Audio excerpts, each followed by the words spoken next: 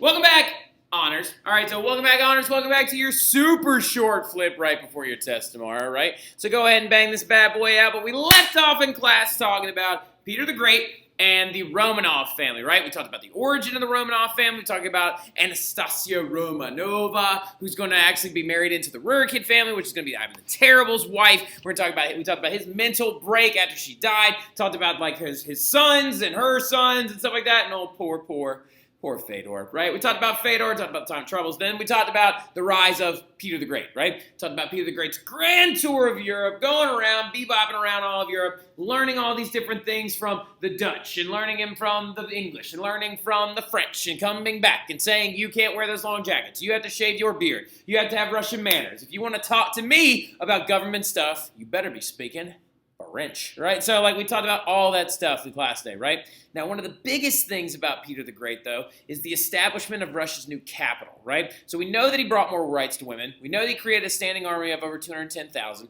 And also we know that he created a really, really big navy, right? So, but if you're going to have a navy, you better have somewhere to take him.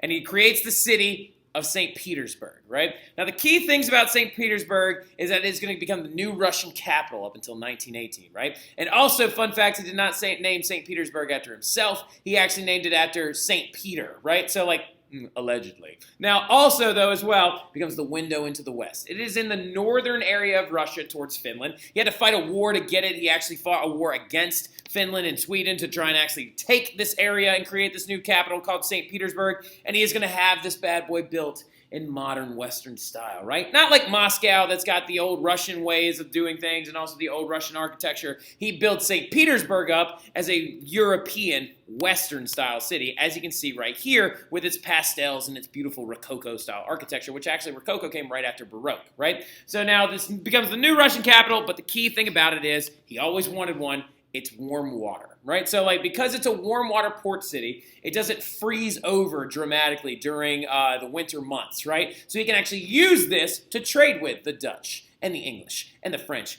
and become a new powerhouse in Europe. Bring new ideas to Russia and then bring ideas of Russia to the rest of the world. Now, of course, Peter the Great's going to do a lot of other things. And instead of just doing actually this, he's going to create this thing called the Table of Ranks. He's going to do a lot of other stuff. He's going to actually also end up murdering his own son.